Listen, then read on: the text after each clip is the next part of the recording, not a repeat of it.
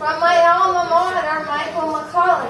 And, you know, I just realized the reason why I'm telling people is their turn up. I'm going back to my karate days and then karate tournaments. When you call the next competitor up, you say, okay, come on, you're up next. Sorry about that. Old habits are hard to die. So please introduce yourself. So I really am Chris Pitt from the University of Pittsburgh. Absurdity hasn't left me the 27 years I've been here. And this was the time of year I went to the Welcome to New Faculty reception, and I put my name badge on. And as I walked up the receiving line, my handshakes increased in intensity and smiles and sincerity until I cannot answer that. I understand what you're asking. I cannot answer it. Sorry. There was I can't. Ruth Weingarten, the provost at the I time, don't know. rather than shake I'm not my asking hand, that question. I'm both just arms making a around me, statement. embraced My me, question and is, said, "Welcome will home, this son." be available? When will this be available? So I'm the chairman of our Department of Environmental and Occupational Health in the University of Pittsburgh Graduate School of Public Health. I've got a PhD in environmental health from the Johns Hopkins University, and prior to my current position, I was on the faculty in the School of Medicine at Yale University and University of Pittsburgh in pharmacology.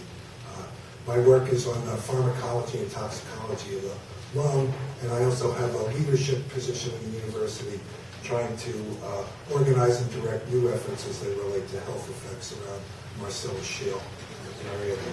So I don't have slides, which is going to be a little stressful for me, but better for you.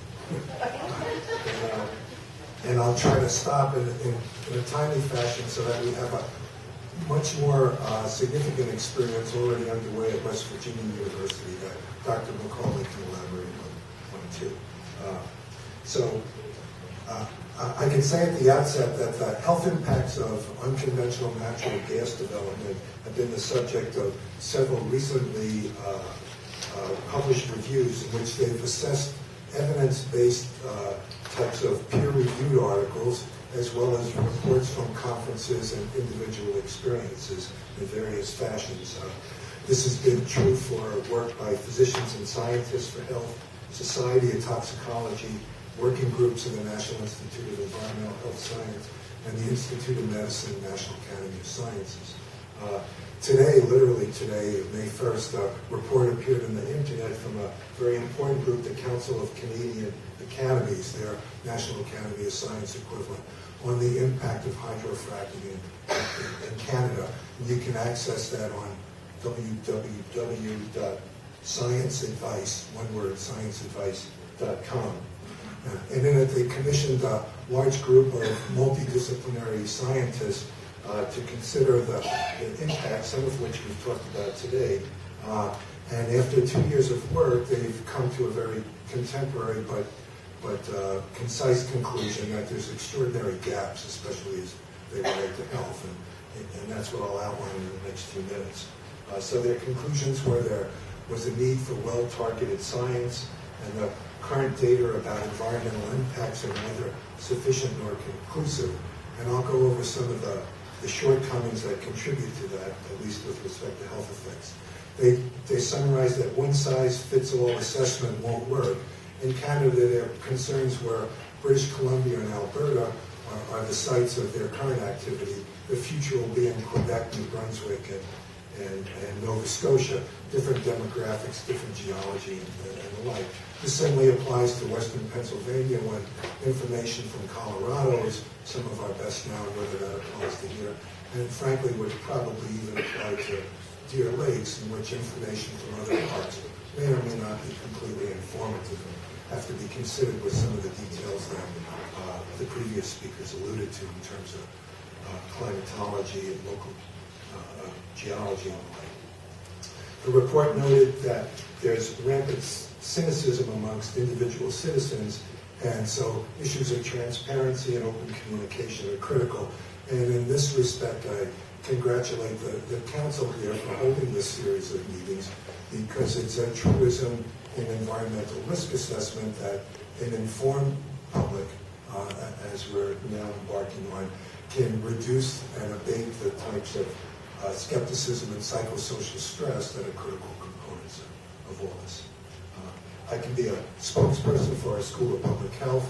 It was formed 60 years ago to deal with health effects of our steel workers and the residents who lived in a much different environmental community, and the same concerns still apply in this contemporary type of climate with more shale efforts abounding.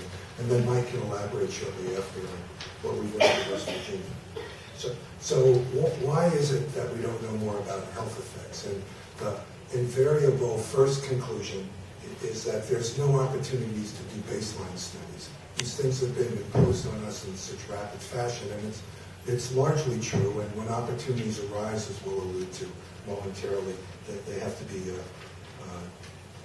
grasped with great enthusiasm. At the opposite end of the spectrum, the health effects, both on ecosystems and humans, are likely to take a considerable amount of time to manifest. And so coming to clear conclusions in a brief period of time is going to be virtually impossible. The elements that comprise possible exposures, either in water or air, are dynamic, as we've heard today. And so the conglomerate life cycle of an unconventional natural gas development has to be considered in total, although most research efforts are dissecting individual parts of well development, well production, and the like, as we've heard. There's inadequate monitoring, and Mike can tell us how things are improving in West Virginia and what we might be able to do regarding these things. And from a toxicologic point of view, there's a daunting challenge with chemical mixtures. You've heard of the hundreds of components that go into the ground. Even as they're being revealed on a voluntary and thankfully helpful stance by industrial concerns, the net result for toxicologists is to consider these in combinations and permutations that we'll find challenging. It's also unclear, as you've heard today, what the toxic contributions are going to be from the material that emerges from under the ground that had less to do with what entered. And these are the bromides and the metals and the potential naturally occurring radioactive materials that we discussed before. The non-disclosure agreements are a hurdle too for epidemiologists, toxicologists, and the like. And the lack of registries, certainly in Pennsylvania, to provide what we've come to know in public health surveillance is prohibitive too, and even precludes the lofty goal of providing important biorepositories as we learn more in time from potential biological samples and biomonitoring. And lastly, the claim by industry is really somewhat obfuscating that hydrofracking has been done for such a long period of time with relatively little detrimental human health effects to report with it. And the fact of the matter is the industry has changed greatly in the last few years. And the high-volume hydrofracking is producing a scenario that needs to be evaluated in its own historical background. So very briefly, what's known? Occupationally, we know quite a bit. Workers have excess mortality and morbidity. Most of the mortality is accidents and trafficking and stuff. The morbidity is with peculiar scenarios such as unguarded use of silica in extraordinary amounts there. These are being documented to a certain degree and dealt with various different government levels. For the communities around these well operations, as you've heard before, we worry about air pollution, and we worry about water pollution, and then we worry about psychosocial and behavioral things. In the air, we have components from the well development as well as well production that are unique to them in terms of chemicals being introduced and how to deal with them. Some of them add to the elements that also exist, which are the more commonly known criteria pollutants like particulate matter and ozone, sulfur dioxide, carbon monoxide, and the like. But then there's the additional aspects of the procedures themselves that produce hazardous materials. We only consider it an industrial and environmental thing, the so-called B-taxes and the like that have also been a subject of previous discussions here. So what have we learned about these things? Probably the best data is from Colorado, and in two studies, their drilling is in a rural area in a part of the state, but nonetheless they were able to use from the University of Colorado highly contemporary analytical approaches on fence line measurements around their sites, and they could take inventories from their measurements, make predictions about risks and hazards, and could identify an increased risk of residents that live within a half a mile for both cancerous and non-cancerous endpoints compared to folks who live greater than a half a mile from well sites. So this was an important study 2 years ago, and they followed up on that, the same group, John Adkey and colleagues, by doing a retrospective study, and that was just reported last month in the Environmental Health Perspectives. And here they compared case control of four groups of residents that lived with proximity and density of wells as the surrogate of exposure. And the greater the density of their exposures to these wells, the more likely and the higher the risk and odds ratio was of congenital heart disease and to a lesser extent neural tube defects. So this was the first kind of important association, but association only, with human health effects that is gathered a lot of attention. The group was circumspect and self-critical about the limitations of a study like that, and they involve problems of association only in epidemiology. There is a need for more precise exposure measurements to identify the putative etiologic agents and the like, but they hypothesize that benzene and materials that have a history of producing these sorts of defects might be the players involved. For us, we've tried to follow their lead. We're just starting now at the Graduate School of Public Health, and we've been monitoring indoor air pollution in homes of residents living near and away from unconventional natural gas operations in Washington, PA, and we've just started to collaborate with the Allegheny County Health Department, in which there's an opportunity, as I alluded to at the beginning, to get baseline measurements. And so these are the wells that are being drilled in the airport by the Consul group, and we'll have access to the airport site with cooperation from both the county and the airport authority, and be able to add our particular abilities to do high-density monitoring along with their sophisticated passive monitoring of solitary sites with the EPA around one of the well pads in the airport, just as the group in Colorado tried this retrospective thing, we're in the process of reproducing some aspects of it in a perinatal outcome study with large groups of pregnant women who resided by geospatial analysis in proximity to wells or further from wells. And the results hopefully be forthcoming, as the group in Colorado didn't find changes in birth weights, which were touted to be possible due to proximity in wells here. Water pollution, you've heard a lot from Dr. Stolz and others before. There is really compelling data, and perhaps Dr. Small will elaborate after me, from Dr. Jackson and colleagues at Duke and other places, that indeed there is migration of geothermic sources of chemicals and gases and that are associated with proximity, again, to residents living near wells. Whether there are health effects or not, it was never the topic of those investigations. And many of the objectives there were methane itself, which has a minimal profile for acute or chronic health effects outside of asphyxiation.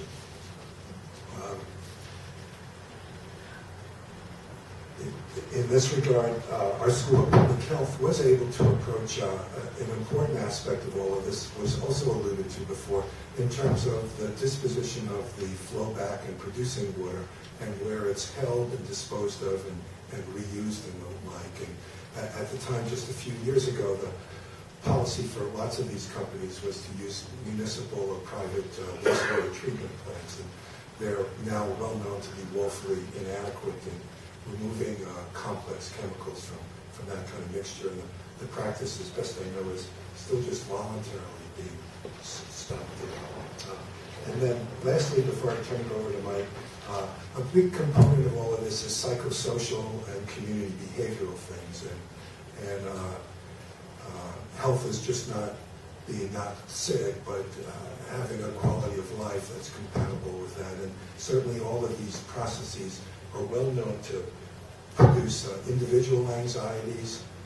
Indeed, a study that we did with Dr. Goldstein recently showed that the persistent concern of citizens that lasted throughout the years and didn't disappear were mistrust and distrust of public officials and the monitoring that was going around them and the like. The water and the light and the noise conditions seemed to subside. And so what's going to be critical and undoubtedly a part of all of this, and indeed today is a good example of all of this, is the involvement of stakeholders and individuals in the process. So community-based research has a long history in environmental health science and undoubtedly will be used for purposeful achievement and a common goal under these conditions. And these sorts of meetings are one example of how this can work. So now, Michael can introduce himself and share an experience with Virginia. Is it okay if I ask a question? No, I have a candidate question. You mentioned that methane causes acute and chronic health problems. Can you tell me, is it asthma?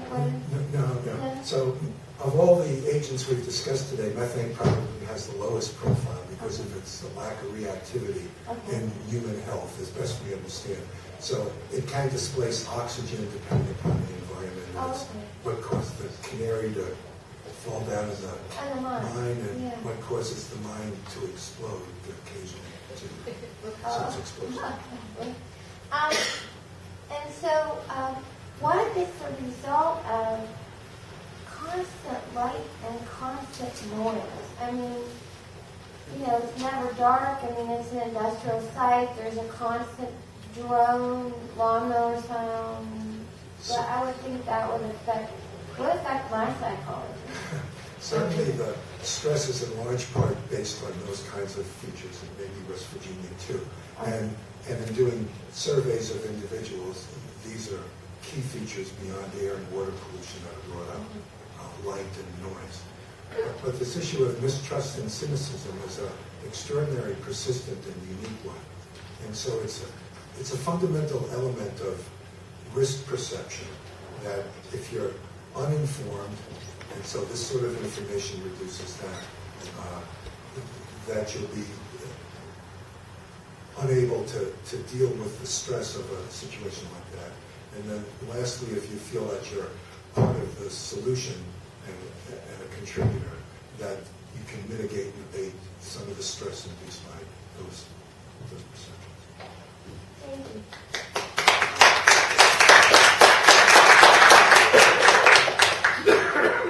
I'm Dr. Michael McCawley. I'm from West Virginia University. From the School of Public Health, I am the interim chair of the Department of Occupational and Environmental Health.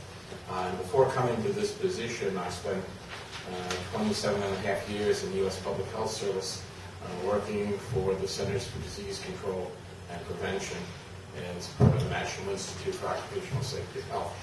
And in that job, I did some air pollution work, although the National Institute for Occupational Safety and Health doesn't generally deal with air pollution.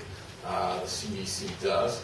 And so I was sent to Mount St. Helens to assess exposure from volcanic ash. I was also sent to Kuwait during the oil fires to assess the exposure from oil smoke on U.S. citizens living and working in Kuwait. I could say that I've had a disastrous career because of that. But we'll leave it to others to make those judgments.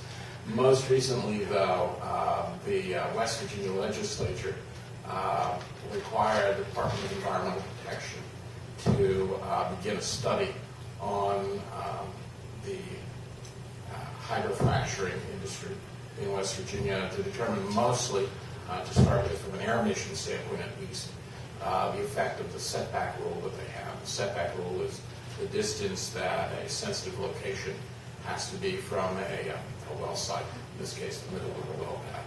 And so I did a study of the air, noise, and light emissions from hydrofracturing operations at 7 different locations in West Virginia.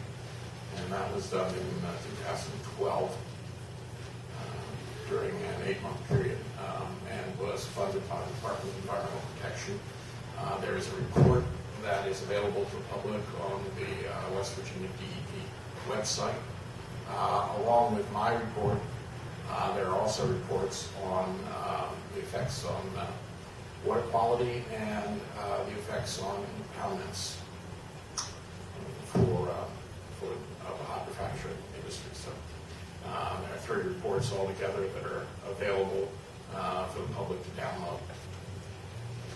What I found, and in fact was asked to appear before a joint committee of the legislature on, was that the setback distances were not effective. 625 feet back is not an effective setback distance because the nature of the industry, the nature of the topography of West Virginia, and the meteorology of West Virginia make a single setback distance irrelevant. It's not a one-size-fits-all, just as the terrain is not a one-size-describes-all. So you could have a hydrofracturing site sitting down in the valley, and the pollution that might come from it could be at entirely different levels than one site sitting on top of a mountain. Presumably the one sitting on top of a mountain would be lower, although there are instances where they could be similar. And so instead of saying that there should be a setback distance, what I prescribe and what I think is applicable to almost anyone who's doing this is the use of direct reading monitors. By using direct reading air monitors, light monitors, noise monitors, one can keep track of what's actually being emitted at the site. And believe it or not, there are national ambient air quality standards that the EPA has that are for protection of the public health, but are really not applicable to hydrofracturing. And in fact, really not directly applicable to human health because there's no way to find an individual based upon the either meeting those national ambient air quality standards or not meeting those national ambient air quality standards. The effect is really on the state and the Environmental Protection Agency of the state that is acting for the U.S. EPA. So what you have to fall back on, in fact, is control technology. The EPA requires the best available control technology, and that's sometimes they use the acronym BACT or ACT. And in this case, continuous monitoring of a location could be considered best available control technology because it can be used to feed back to the operators of the site what the emissions are, what the levels are that are occurring as part of their activities on the site. So if you're making too much noise, it's helpful if the people making the noise would know it. And so I suggested to the legislature that that be a requirement of any operation that's being set up and that the cost be borne by the operation itself. And that the data be made publicly available so all of this is transparent. And in that case as well, best available control technology would also require that good quality assurance and quality control practices be carried out as a result of the information gained from these. So if you're getting too noisy, then you need to cut the noise back, and the noise levels should not fluctuate wildly. And that's the same as in almost any industrial situation. If you're making widgets, for example, and you want to sell those and have people rely upon one widget doing the same thing the next widget does, you have quality control and quality assurance to make sure that you have standardized the production. And here all that we're talking about is standardizing the production. And as far as I know, this has been broached to both the Marcellus Shale Coalition and to environmental groups in the area, and both have subscribed, I think, to that. And the legislature seems inclined to adopt that into law. So you could sample for the gases that are involved.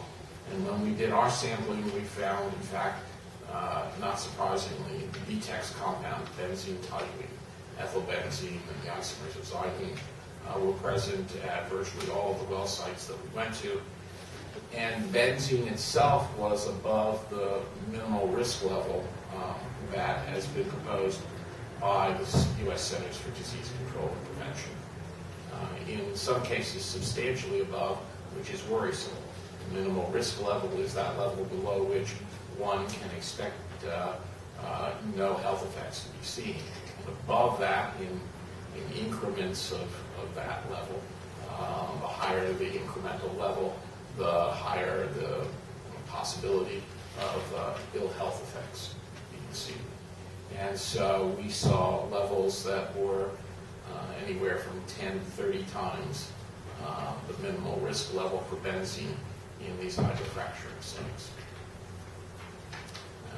And that's a problem. In fact, the levels reached 85 parts per billion at one site. At 100 parts per billion, the National Institute for Occupational Safety and Health recommends that workers working in that condition wear respiratory protection. Benzene itself, by the way, is a carcinogen that causes leukemia, and that's been well established. Sorry, causes what? Leukemia. And in fact, actually, the minimum risk level is not even based upon it being a carcinogen, because there is no minimal risk level for a carcinogen. It's based upon immunological reactions that can occur in the body due to exposure to benzene. So, with that in mind, any exposure to a carcinogen is not tolerable. And we are looking at ways also of assessing this. Currently, I have work ongoing in Ohio County, and that ongoing work, that's Ohio County, West Virginia, where Wheeling is. And in that work, we've seen high levels of what are called ultrafine particles. Ultrafine particles are particles that are a tenth of a micrometer and less in size. And currently, the EPA limits are based upon particulate matter that's either 10 micrometers or less in size, or 2.5 micrometers or less in size. And there's debate, in fact, over the toxicological correctness of both PM10 and PM2.5. So you may, in fact, not actually be protected by those standards from the EPA. So I'm not going to do any industry bashing here. I'm going to do a little bit of regulatory agency bashing. And I usually do that whenever I see folks from the EPA. So, the ultrafine particles, the problem in the literature with exposure to ultrafines seems to be that they're potential causes of cardiovascular disease, of cancer, and of pediatric asthma. They may also exacerbate existing cases of pediatric asthma. And the levels that we've seen around the hydrofracturing sites are higher than the levels we saw in southern West Virginia in the study that we've just recently published on mountaintop mining. And the mountaintop mining area that we were in had higher rates of lung cancer and higher rates of lung disease and deaths from lung disease as well. And the distinguishing feature for that were, in fact, the ultrafine particles. And I've also made the same recommendations that I'm making to you in a peer-reviewed scientific article that was just published a few days ago. And so, if you want to know what you should do, and it seems to be the question everybody's been asking, one of the standard ways of approaching this would be a health impact assessment. And I've noticed nobody has mentioned that you should be doing a health impact assessment. That would allow everybody to have a fair chance to talk about what the problems are, maybe even discuss possible solutions, and usually for a community to arrive at a mutually agreeable solution. because if it's left to one side or the other in a situation like this, people are going to pick what's best for them on their side. And if we want to hear out both sides and be fair to both sides, then a health impact assessment is probably the way to do it. Thank you. If you have any questions, I'd be glad to answer. Do you have any questions, Jim? Wow, it was a lot. And I just want to tell everyone here how fortunate we are that Mr. Michael McCawley was visiting Dr. Pitt today, and he called and asked for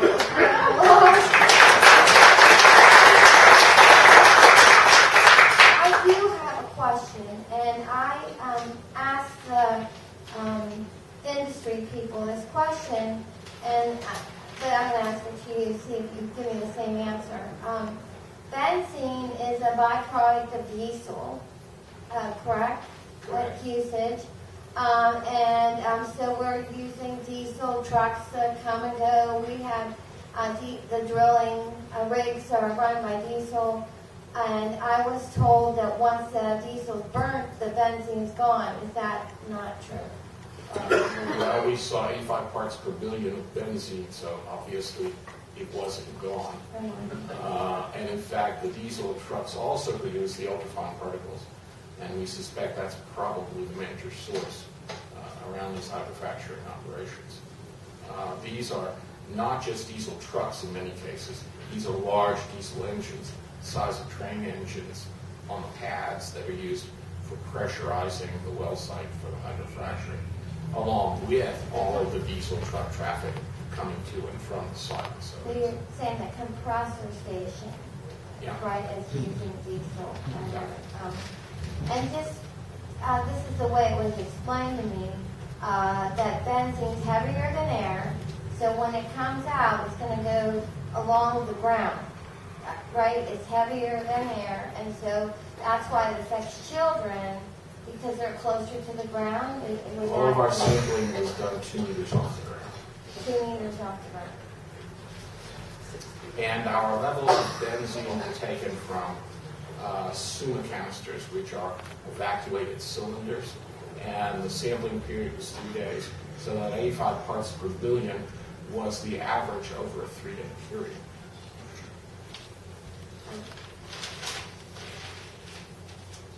The other thing, you talked about having these monitors. Are they expensive? I mean, is it something that industry could,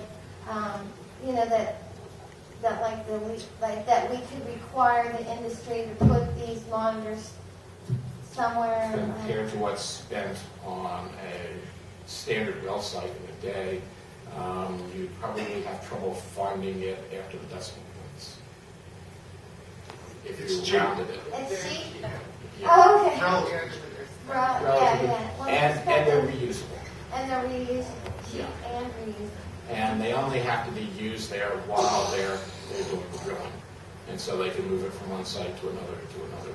So the cost per site, if you divide by the number of sites it's going to be used at, really does become very cheap. So, just in your opinion, the technology, I mean, this is coming to us fast and furious. The technology's new, and we don't really understand all the impact on what it's going to be. But there's also new emerging technology, and hopefully industry will continue to improve. But we're not there yet, or we're working on it. Well, in our understanding of what the emissions are, where they come from, and what health effect they may have, we are kind of still learning a lot. However, I will point out that the idea that I proposed about sampling around the site, that's called fence line sampling, and has been used in most of the chemical industries for the past 40 years. Can you explain that just a little bit more? Sure. If you want to know what happens at the border of your plant boundaries, you put up a monitor there. And if you go to Charleston, West Virginia, it was pointed out, you want to visit one of the chemical plants in that area, you'll find monitors at the fence line of those chemical plants. It's standard operating procedure, both for the plants and, in fact, for the Department of Environmental Protection to do the sampling at those locations. The only thing I'm suggesting that we add to that, that they may or may not have right now, are simply radio transceivers to take the information and radio it back to wherever they're doing the controls in real time. And those are maybe $100 a piece, so it does not add substantially to the cost or to the technology. And just to confirm, there's no acceptable levels of benzene, correct? There's no acceptable... There is no level at which we can say for sure it won't cause cancer. And benzene attaches to dust particles and can travel with the wind. Benzene is a gas that will travel with the wind. That any amount of convection, in fact, will take it up and pick it up and carry it along. To get it to hug the ground like that, you have to have really, really calm air. Okay. Thank you so much.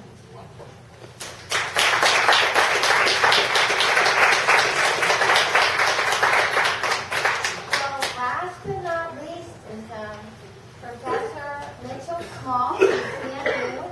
And I think we should clap for him because he's last but not least. And I appreciate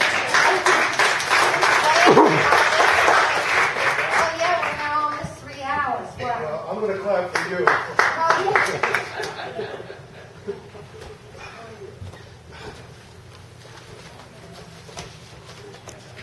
yeah. Okay, I guess one of the good things about going last is enough people have left that there should be a copy of the slides for everybody, right?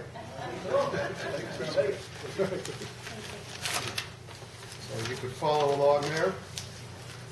So I am Mitchell Small. I teach at Carnegie Mellon University, and I think I was asked to be here in part because I am currently chairing a National Academy of Sciences committee.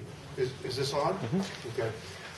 On risk management and governance issue in shale gas development. This committee, the principal activities of this committee, next slide, were to convene 2 workshops. First of all, the committee itself has about 10 members who are leading scientists from across the United States in both the physical and social sciences and law issues related to shale gas development and environmental and energy issues in general. So it included, one of the members was Bernie Goldstein from the University of Pittsburgh, School of Public Health, a colleague of Dr. Pitt, and with particular expertise in the health sciences, health issues.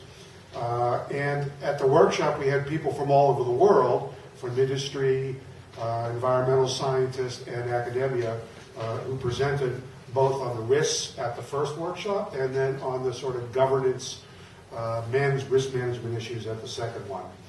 We do have, I have some information there on how you can find out, see the slides from all the presentations and even a videotape of all the presentations. I think our major output is coming out right now. It's a special issue of the Journal of Environmental Science and Technology, about 14 papers. We just sent in the overview paper, which kind of guided some of the things I'm going to present today.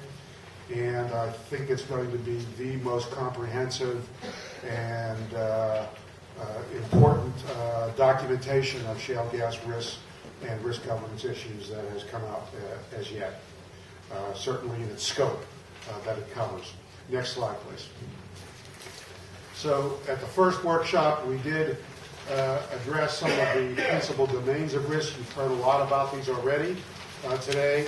Those would include operational risks. So this is the third slide, the top one on the second page, including mishaps, occurrence and detection, induced seismicity, which thus far has not really happened very much at fracking sites, only at return water, wastewater, deep well injection sites, a number of occurrences in Oklahoma, some in Texas, and some near Youngstown, Ohio. And in fact, that's why that practice was stopped there. And that's one of the things that actually pushed for this recycling you heard about, which has some side issues associated with it, is because we just don't know what else to do with this water. We were injecting it, but then we got some 5.3 earthquakes in near Youngstown. The water issues, both surface water, source water drawdown, and this management of wastewater, they're actually fairly well studied. Still lots of variability and lots of concerns and lots of issues associated with them. Air quality issues include local criteria, pollutants and air toxics that we just heard about. Regional ozone formation from the NOx at the generators, as well as the reactive hydrocarbons, and then global methane, which I can get to if you look at item number 4. Let me just talk about for a minute the global climate issue. That hasn't come up yet, but it's one that people are concerned about from a number of perspectives. There's really 2 issues. One is how much methane gets out during the whole process. And so that's what you would call the leakage issue. And there's a fair amount of controversy there. Folks that measure leakage directly tend to come up with much lower estimates than folks that try to do mass balances over large areas in the atmosphere. Part of that may be due, there's problems with each of those approaches. With the leakage measurement, part of it is it's hard to get what are called the heavy tails. If you have just a few big belchers that are out there, you need to monitor a lot of places to get them in your sample. So just a few of these real, bad actors can lead to big emissions. So that's that problem. The problem with the atmospheric measurements are there may be other sources of methane having nothing to do with shale gas operations that might be contributing to that. So what we need to try to do is to bring these 2 approaches together and have them study the same place at the same time with a rather comprehensive study. That's one part of the global climate issue. The second part is sort of more the economic implications of having cheap natural gas. So in the short term, it looks as if, it appears as if, there's been a positive benefit to shale gas, cheap shale gas, in that it has displaced coal. And by most estimates, therefore, reduced greenhouse gas emissions somewhat for the time being. The question is in the long term, is that cheap natural gas going to delay the introduction of renewables, particularly wind and solar, and therefore result in long-term net increases in greenhouse gas emissions? One of our 14 papers from Duke University is the most extensive and comprehensive analysis of that issue using economic models to look at it. So again, it's up in the air. Number 5, ecological. Big issues are habitat disruption and connectivity issues, particularly if you build lots of little roads for lots of different well pads. You'll see that's why you need comprehensive planning, not just one well pad at a time. I'll get to that in a minute. Human health, we've heard all about that. And the same issues were raised with worker safety, pollutant exposure effects, and stress, traffic, light, and noise. And then community social issues, economic impacts on existing industries like tourism and agriculture. So you can have a negative impact on those. It's not just positive. Will that happen in the Deer Lakes area? I don't know. It's possible. Boom-bust cycles, the equity and benefit cost distributions, who gets the money, who gets the externalities or the negative effects, and community conflict and trust that we just heard about as well. And how do these things interact with each other? We have no idea, but we need some study there. Next slide, please. So the big risk governance issues are the fact that I think most of you know, or if you don't, you should recognize that the U.S. federal role is very limited by formal exemptions in environmental legislation. So the oil and gas industry is exempt from a lot of this, and so therefore, all the action's been at the state level. So there is this rapidly evolving state-focused decentralized system. However, third bullet, state agencies and programs are highly variable in their approaches, in their capacity to enforce the rules and regulations and programs, and to the extent of local land use and rulemaking autonomy. That's what we heard a lot of. So one of the papers in the special issue compares Colorado, Texas, and Pennsylvania. Pennsylvania, as you might understand, local authority is very minimal in the law, Act 13. The state pretty much can tell locals what to do. In Texas, they grant a lot of autonomy to local land use and decision making. Colorado's kind of in the middle. Okay, next slide.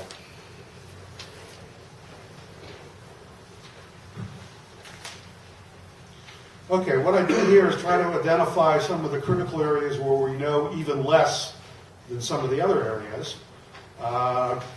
And I think I'm just confirming what we've heard in the last couple slides here, that there's really current research and analysis are insufficient to either confirm or preclude many of the important impacts, and that better monitoring is necessary, particularly baseline pre-drilling monitoring, if you're going to know whether or not environmental quality and population exposures are subsequently affected.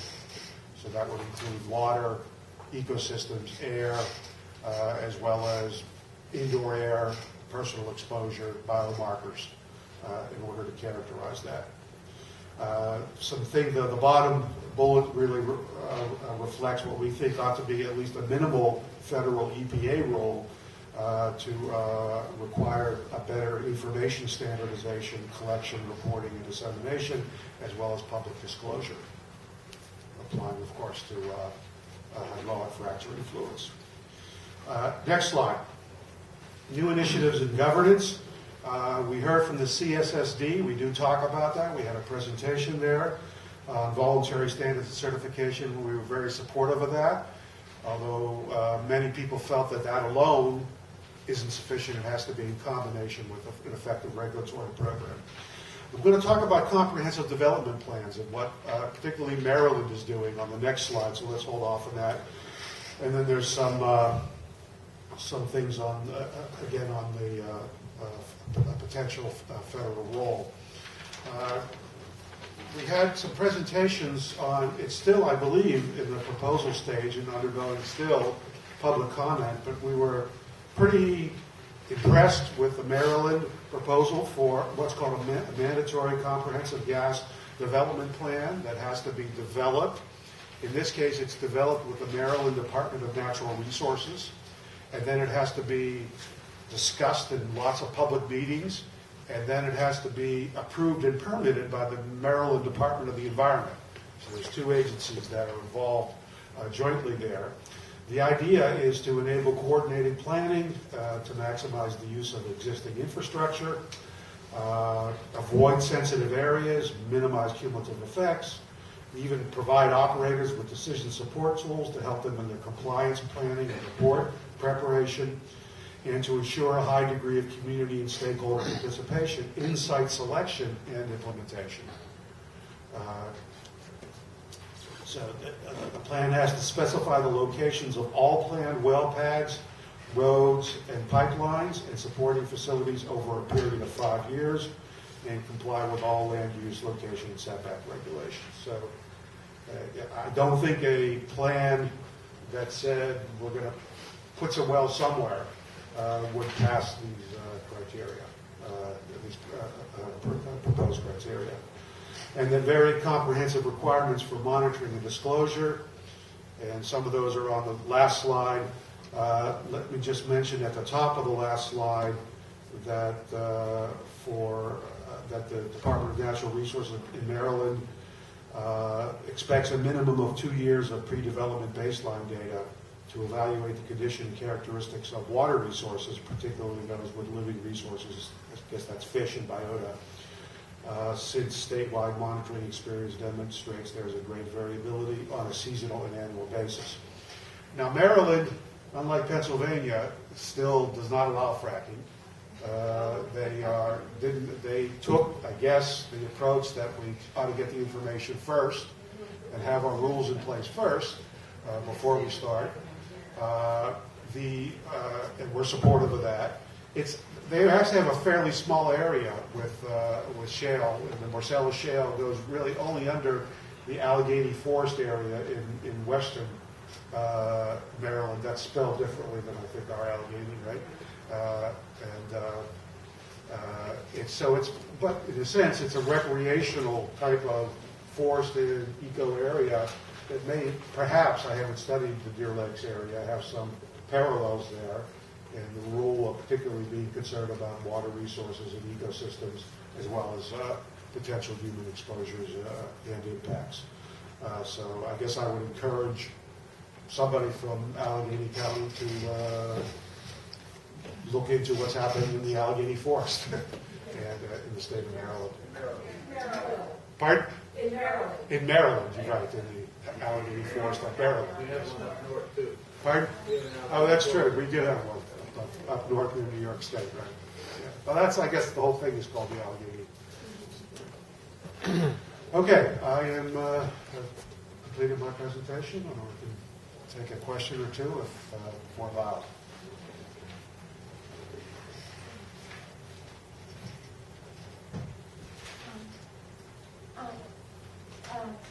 Dr. Small, I really appreciate you being here. I can't think of any. I mean, it was really thorough. I can't think of any questions.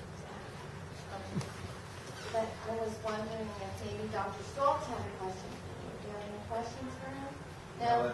That was, well, again, it's Deep Creek. And That's like the Deep Creek. in Maryland. Right.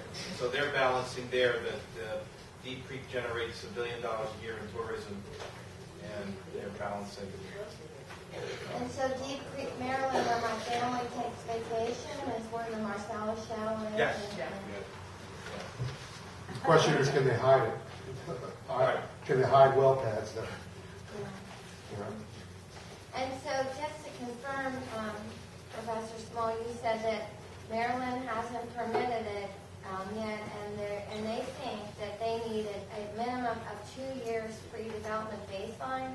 So, like, let's say we were living in Maryland, and Maryland already legalized fracking, or, Marcellus Shale Development. We would have to do a 2-year study of Deer Lakes Park and analyze all of it before we begin drilling it. That's correct. Oh, she has a question. Yeah, I guess my question would be, I thought you were saying that you don't feel we would be doing due diligence if we didn't know where all the well pads were going to be placed around the You just park. use words that are above my pay scale. legal implications, and I'm not a lawyer. But what I did say was that it would seem like a plan that had that wouldn't meet the criteria of the comprehensive gas development plan that is proposed for Maryland. It's still undergoing public comment. Thank you. And Professor Small, do you think it's important to have a hydrogeologist, I can't even talk anymore, a hydrogeologist study the land before you start drilling upon it? I think it's necessary to have a multidisciplinary team of health, environmental, ecosystem, water scientists that would study this. Maybe there are some consulting firms that apply this. It's the kind of thing that you would do in a broad-based environmental impact statement. And there are places that require environmental impact statements. I think, the Maryland plan is similar to that. I know in England, they do, for their plan, they're going to require environmental impact assessments and statements. So that would, require, to look at all of these issues. And hydrogeologists would certainly be able to address some of the important ones, but there are other issues as well. Thank you. Okay. So everybody, thank you so much for coming. I would thank the speakers.